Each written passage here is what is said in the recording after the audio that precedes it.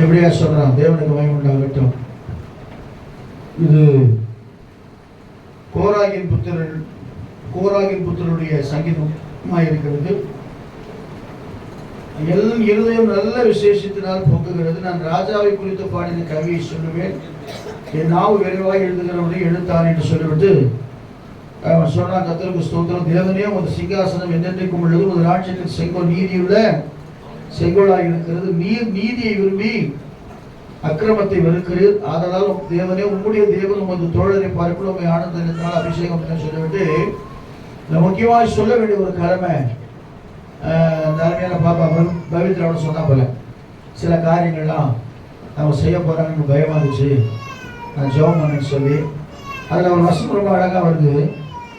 உமது நாயகிகளுக்குள்ளே அரசரின் குமாரத்திகள் உண்டு. ராஜஸ்திரீ ஒப்பீரின் தங்கம் அணிந்தவளாய் உமது வலது பாரசத்திலே நிற்கிறாள். போன வாரம் நான் சொன்னேன், புத்தி இல்லாத கன்னிகளும் புத்தி உள்ள கன்னிகளை குறித்து நான் சொன்னேன். இதுல ராஜாவின் நிறைய நாயகிகள் ராஜாவுக்காக கர்த்தருக்கு ஸ்தோத்திரம். இது நீங்க எஸ்தர் புஸ்தகத்தில் வாசிக்கும் போது பார்க்கலாம். அந்த ராஜா கிட்ட ஒவ்வொரு மாதமும் ஒரு குறிப்பிட்ட நாளில புதிய புதிய ஸ்திரீகள் ராஜாவிடத்துல பிரவேசிப்பாங்க. அதுபோல ஆண்டவர் நம்ம பொதுவாக சொல்றார், கர்த்தருக்கு ஸ்தோத்திரம், உமது நாயகிகளுக்குள்ளே அரசரின் குமாரத்திகள் உண்டு. ராஜஸ்திரீ ஒப்பீரின் தங்கம் அணிந்தவளாய் ஒரு வலது பாசத்திலே நிற்கிறாள் சொல்லிவிட்டு ஒரு வசனம் சொல்றார். குமாரத்தியை கீழ் நீ உன் செவியை சாய்த்து சிந்தித்துக் கொள். உன் ஜனத்தையும் உன் தகப்பன் வீட்டையும் மறந்து விடு. மறந்து விடு நம்முடைய வருத்தம் யாவற்றையும் மறக்க பண்ணுவார் கர்த்தர். யார் மேலாவது வருத்தம்னா அதை செஞ்சிடு, மறந்து விடு. யார் மேல கோபம் இருந்தா அதை செஞ்சிடு, மறந்து விடு. யார் மேல வைராக்கியம் இருந்தா அதை செஞ்சிடு, மறந்து விடு சொல்லிவிட்டு அவர் சொல்றாரு, கர்த்தருக்கு சொல்ற உன் ஜனத்தையும் உன் தகப்பன் வீட்டையும் மறந்து விடு. அப்படின்னா பழைய காரியங்கள், பழைய பாரம்பரியங்கள், பழைய வைராக்கியங்கள், பழைய கோபங்கள் எல்லாவற்றையும் நாம தேவ சமூகத்துல மறக்கணும். சாட்சி சொல்றது அதுதான் முக்கியம். அவங்க எனக்காக இதை செஞ்சுட்டாங்க, அப்படி செஞ்சுட்டாங்க, இப்படி செஞ்சுட்டாங்க நம்ம சொல்றதை விட தேவ சமூகத்துல எல்லாவற்றையும் மறந்து கர்த்தருக்கு ஸ்தோத்திரம். நம்ம சில நேரத்தில் அப்படிதான் யோசிப்போம். முதல்ல அந்த வைராக்கியம் இருந்துச்சு, இப்போ அப்படிலாம் கிடையாது. நேற்றுக்கு சண்டை போட்டு இன்னைக்கு இல்லை, ஒரு 2 வருஷம் கழிச்சு எதிர்கண்டா கூட பிரைஸ்லான்னு சொல்லிட்டு போயின்னு இருப்போம். எதை குறித்து நம்ம சிந்திக்க கூடாது. நம்முடைய காரியம் எல்லாம் தேவனை குறித்துதான் இருக்கணும். இல்லையா சொல்லுவோமா? ஆமா. எப்போ நாங்க பரலோகம் போக போறோம், எப்போ இயேசு கிறிஸ்து வர போறாரு, எப்போ ஆண்டவர் நம்மை அழைத்து கொண்டு போக போறாரு, எப்போ நம்மள அந்த ஜீவியத்தை நம்ம செய்ய போறோம், எப்போ நம்ம ஜெபிக்க போறோம், எப்போ நம்ம ஆண்டவர் துதிக்க போறோம், அந்த நோக்கத்தில் இருக்கும்போது கர்த்தர் எல்லாம் வச்சு செய்றார். அப்ப சொல்றாங்க பாருங்க, குமாரத்தியை கீழ். இதுல யார் இதுல ரூத்தின் புஸ்தகத்துல பார்க்க, ரூத் எல்லாத்தையும் என்ன செஞ்சுட்டாங்க? எடுத்துட்டாங்களா, மறந்துட்டாங்களா? அவங்க தேசத்தை மறந்தாச்சு. அவங்க அப்பா அம்மா யாருன்னே தெரியல, பைபிள்ல போடப்படல. எல்லாத்தையும் மறந்துட்டு யார் கூட வராங்க? நகோமியோடு கூட வராங்க. நகோமியோடு வரும்போதுதான் அவங்க போவாசை சந்திக்கும்படியா கர்த்தர் கிருபை செய்றாரு. அல்லேலூயா.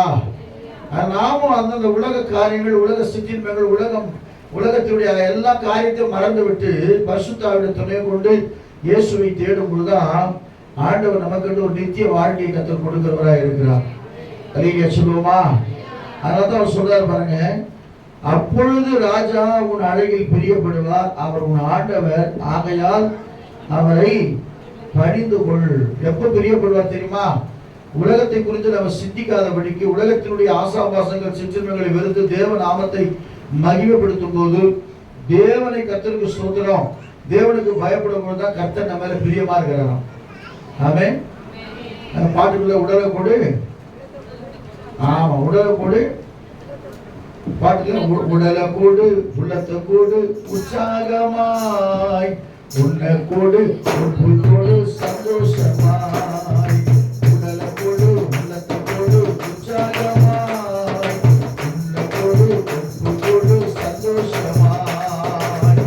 இதிலே தேவன் பிரியமாய் இருக்கிறார், இதிலே தானே மகிமை அடைகிறார். இதிலே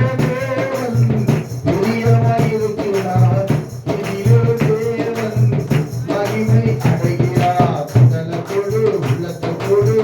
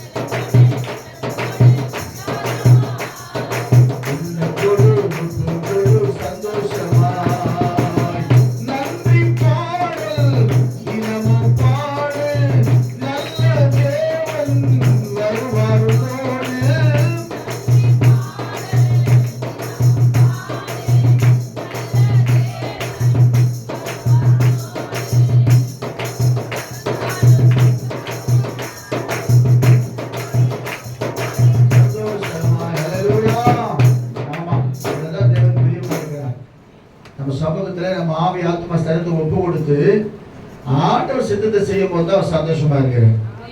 உலகத்துல நம்ம எல்லாம் அனுபவிக்கலாம், ஆனா தேவ சித்தத்தை செய்கிற பிள்ளைகளை கர்த்தர் நல்லா தான் சொல்றாரு பாருங்க.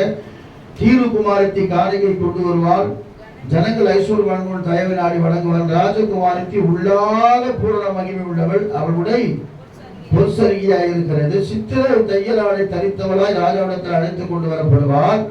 அவன் பின்னாலே செல்லுடைய தோழிகள் கன்னிகளிடத்திலே ஆமா அவர்கள் மகிழ்ச்சியோடும் கலிப்போடும் வந்து ராஜா அரண்மனைக்குள்ளே பிரவேசிப்பார்கள்.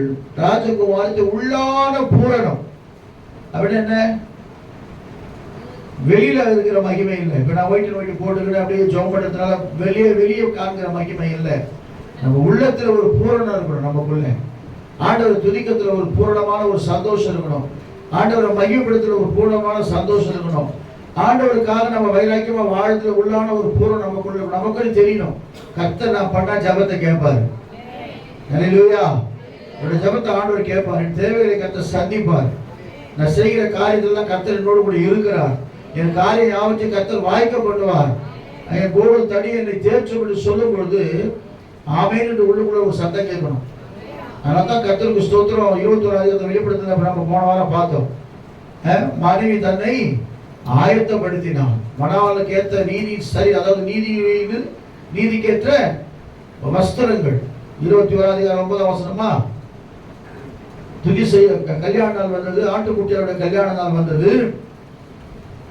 தேவனுக்கு வெளிப்படுத்துற விசேஷம் வாசிங்க. 19:21 தேவனுக்கு மகிமை உண்டாகட்டும்.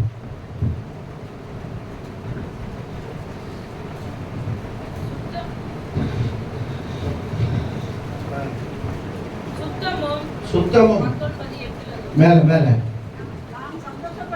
நான் சந்தோஷப்பட்டு களி கூர்ந்து அவருக்கு துதி செய்ய கடவு. ஆட்டுக்குட்டியானவருடைய கல்யாணம் வந்தது. அவருடைய மனைவி தன்னை ஆயத்தம் பண்ணினார் சென்று சொல்ல கேட்டேன். சுத்தமும் பிரகாசமுமான மெல்லிய வஸ்திரம் தரித்து அவருக்கு அளிக்கப்பட்டது. அந்த மெல்லிய வஸ்திரம் என்னன்னா பரிசுத்தவானுடைய நீதிகளே. நம்ம இங்க என்ன செஞ்சாலும் ரைட்டு, ஆனா நீதி செய்யும் போதுதான் நீதிபரராகிய தேவன் நம்மை அழைத்து கொண்டு போக வருகிறவராக இருக்கிறார். அதிலேயே சுகமா. அதனால இயேசு மிக சீக்கிரத்தில் வரப்போகிறார். நம்ம எல்லாம் ஆயத்தமா இருப்போம். என் உலகத்தை பார்க்க வேணாம். உலகத்தில் எப்படி நடக்குது, அப்படி நடக்குது, எப்படி நடக்குதெல்லாம் வேணாம். நம்ம ஆண்டோட பிள்ளையா இருக்கிற அப்படின்னால கர்த்தர் நம்மை தெரிந்து கொண்டு அப்படின்னால கர்த்தருக்கு பயப்படுவோம். கர்த்தர் நம்ம பிரியமுள்ளவராக இருக்கிறார். நீங்கள் தொடர்ந்து சபைக்காக ஜெபம் பண்ணி கொடுங்க, தேவைகளுக்காக ஜெபம் பண்ணி கொடுங்க.